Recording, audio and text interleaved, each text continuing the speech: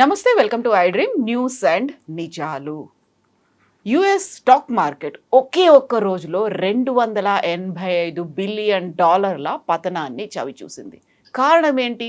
మార్కెట్లోకి వచ్చినటువంటి సరికొత్త AI tool.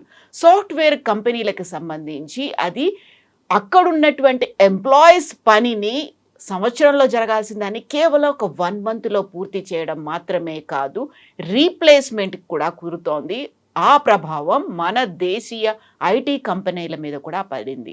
Anthropic AI tool ప్రపంచాన్ని ఎలా మార్చబోతోంది?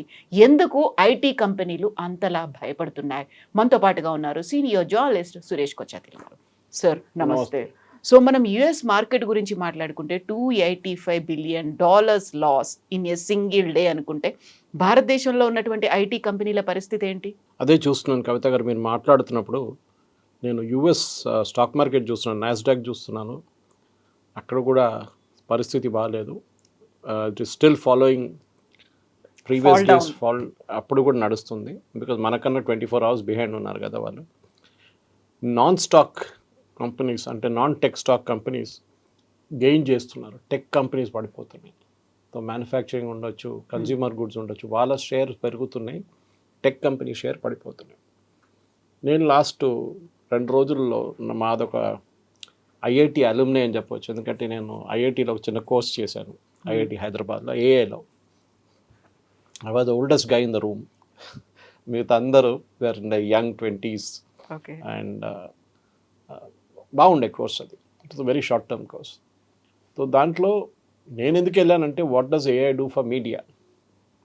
ఎందుకంటే చాలా మటుకు మన మీడియాలో కూడా ఏఐ మార్పులు చాలా వస్తున్నాయి. ఫర్ ఎగ్జాంపుల్, ముందు మీకు ఒక యానిమేషన్ చేయాలంటే you have to get somebody who knows Maya or all this kind of software. దాన్ని బట్టి వాళ్ళు తయారు చేస్తారు. వాడికి ఒక చిన్న యానిమేషన్ చెప్తే 3 రోజులు తీసుకుంటాడు. Now you can do the same thing if you by the professional version of any of the AI tools. మీరు 1 గంట సేపట్లో చేయొచ్చు, ఈవెన్ హాఫ్ అన్ అవర్లో చేయొచ్చు. అది బిగ్ మేజర్ డిఫరెన్స్ అన్నమాట. సో మేము డిస్కస్ చేస్తున్నాం ఆ గ్రూప్లో, వాట్సాప్ గ్రూప్లో, ఏం జరగబోతుంది and there is a professor of IIT in that. ఆయన అదే చెప్తున్నారు, that the entire retraining and IITs are lucky because వాళ్ళు ఈ ప్రాసెస్ ఆల్మోస్ట్ 5 సంవత్సరాలు 6 సంవత్సరాల ముందు నుంచి మొదలుపెట్టారు to retrain the students. First year second year నేర్పించింది కాదు, ఇప్పుడు సడన్గా మారిపోయింది ఇండస్ట్రీ. సో థర్డ్ ఇయర్కి వచ్చేదాకా you have to retrain the first year and second year syllabus also. Especially IT చేసిన వాళ్ళు, కోర్స్ చేసిన వాళ్ళు. ఐఐటి సంగతి ఇది ఉంటే మీరు ఆలోచించండి, Tier 2, Tier 3 సిటీస్లో అట్లాంటి ఇంజనీరింగ్ కాలేజ్లో ఏం పరిస్థితి ఉంటుందని. నేను చాలా కాలేజెస్కి వెళ్తుంటాను. మొన్న సిఎంఆర్కి వెళ్ళాను, దానికన్నా ముందు గోకరాజు రంగరాజు వెళ్ళాను, దానికన్నా ముందు గీతాంజలికి వెళ్ళాను. రెగ్యులర్ నా టాక్స్కి పిలుస్తారు నన్ను. It's more and non technical. అంటే వరల్డ్లో ఏం జరుగుతుంది, దాంట్లో ఐటీతో ఏం రిలేషన్ ఉంటుంది, ఒక మోటివేషనల్ టాక్ లాగా. మన జేఎన్టీయూలో almost 2 hours I spoke last Sunday. రేపు యూనివర్సిటీ ఆఫ్ హైదరాబాద్లో మాట్లాడుతున్నాం. ద ప్రాబ్లం ఎక్కడ వస్తుందంటే కవిత గారు, మనం అట్లాంటి యూనివర్సిటీస్కి వెళ్ళేటప్పుడు we can gauge the students ability. Exactly. మన ఒక టాపిక్ గురించి ఒక క్వశ్చన్ అడిగితే ఒక్కరో ఇద్దరే చేయలేపుతారు వాళ్ళు, అంతే. Others have no idea about it. ఇక్కడే భయం వేస్తుంది, ఎందుకంటే ఇప్పుడు లాస్ట్ 2 days నుంచి నేను వింటున్న న్యూస్ ఐటమ్స్ కానీ, కొన్ని ప్రొఫెసర్స్తో మాట్లాడుతున్నాను, కొన్ని ఇంజనీరింగ్ కాలేజ్ హెడ్స్తో మాట్లాడాను. Everybody seems to be in a shock.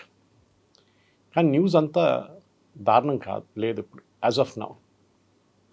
1 సంవత్సరం నుంచి 3 సంవత్సరాలు ఇంపాక్ట్ మొత్తం రాబోతుంది. నేను ఎక్స్ప్లెయిన్ చేశాను మీకు స్టార్టింగ్లోనే. ఒక జాబ్ మీకు 1 సంవత్సరంలో చేయాల్సిన జాబ్ 1 నెలలో చేస్తున్నారు, 1 నెలలో చేయాల్సిన జాబ్ 1 గంటలో చేస్తున్నారు.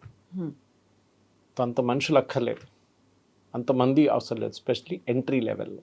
మ్యాన్ పవర్, ఎంప్లాయీస్ అవసరం లేదు. కోడింగ్ అనేది ఇండస్ట్రీ పోయింది కంప్లీట్గా. And this entire generation has been taught and coding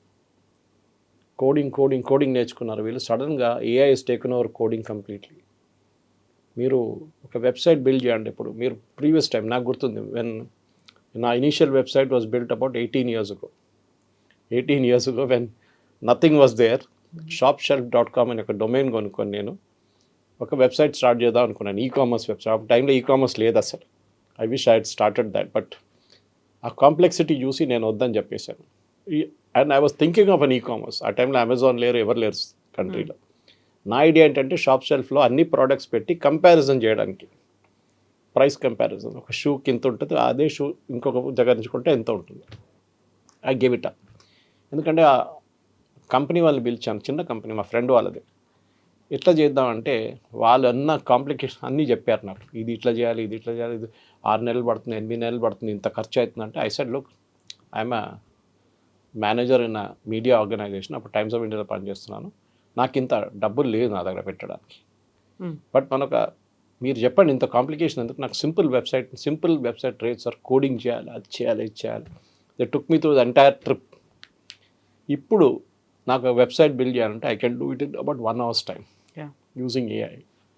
this is the మార్పులు ఇక్కడే వస్తుందన్నమాట.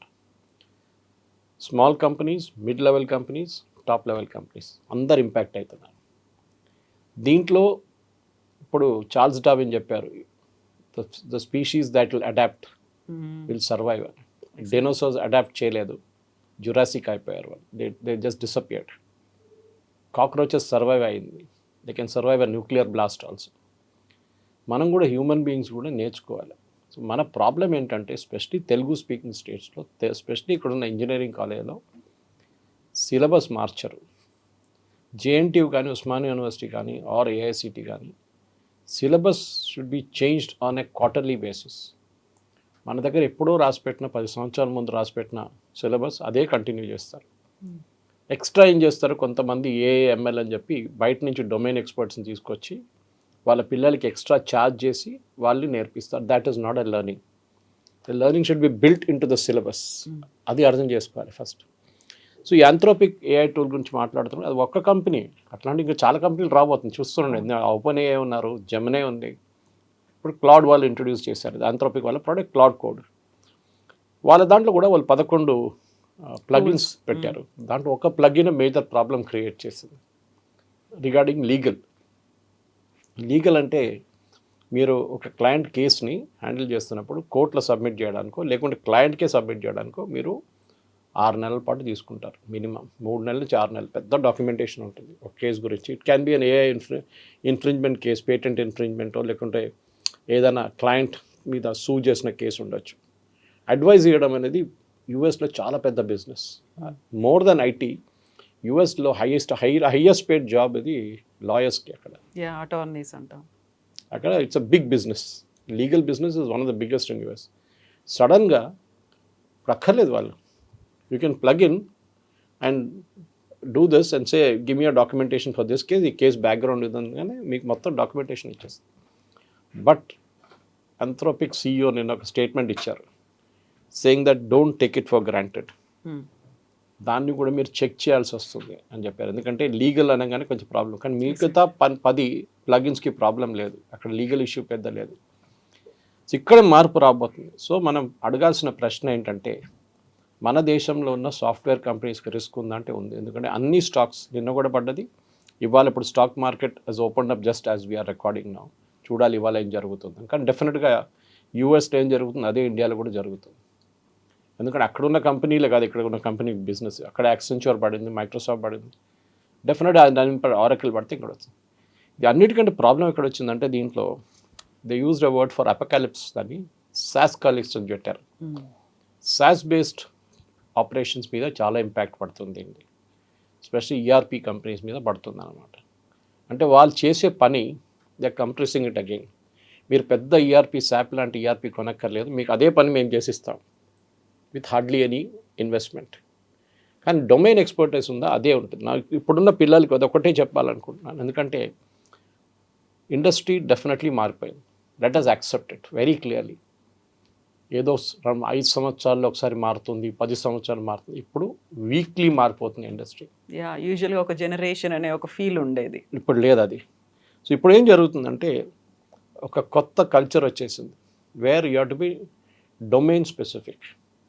మీ నాలెడ్జ్ ప్రతిరోజు మీరు అప్గ్రేడ్ చేసుకుంటూ పోవాలి. In fact I was listening to few international experts. నేను రాత్రి ఒక వీడియోలో వాళ్ళేమన్నారంటే, ఆన్లైన్లో ఎంత ఎడ్యుకేషన్ ఉంది మీకు, మీరు దాన్ని చదువుకోండి, you will be an expert in many things. కాలేజ్లో నేర్పించేది ఇక్కడ దాకా నేర్పిస్తారు, ఇక్కడ వెళ్ళాలంటే మీకు you have to create that gap for yourself. నేను ఎప్పుడు పిల్లలకి చెప్తాను కాలేజ్కి వెళ్ళినప్పుడు, even management colleges or engineering college, మీ డొమైన్ నాలెడ్జే మిమ్మల్ని ఇప్పటి నుంచి 15 సంవత్సరాల తర్వాత మీరు ఎక్కడున్నారు, మీ తోడు చదివిన వాళ్ళు ఎక్కడ ఉన్నారో తెలిసిపోతుంది మీకు చాలా క్లియర్గా. వాళ్ళు ఎక్కడ వెళ్ళారు, మీరు ఇక్కడ ఉన్నారంటే ఏడవకండి. That is because of your fault. You have not read, you have not acquired knowledge. కాలేజ్లో నేర్పించింది అయిపోయింది, ఇంతే చాలు నాకు. No, every minute you have to read, you have to understand, you have to learn. ఇప్పుడు ప్రాబ్లం ఎక్కడ వస్తుందంటే AI మనుషులు రీప్లేస్ చేస్తారంటే, from my notes that I have with me, it's very clear, AI will not replace human beings. AI will assist human beings. కానీ ఒక traditional mode of working పోయింది. పెద్ద పెద్ద ఆఫీసులు, థౌజండ్స్ ఆఫ్ ఎంప్లాయీస్, ఆ కాన్సెప్టే పోయింది. ఇప్పుడు చిన్న చిన్న ఆఫీసులు, స్పెసిఫిక్ ప్రాజెక్ట్ టీమ్స్ని ఇప్పుడు క్లయింట్స్ చూసుకుంటున్నారు.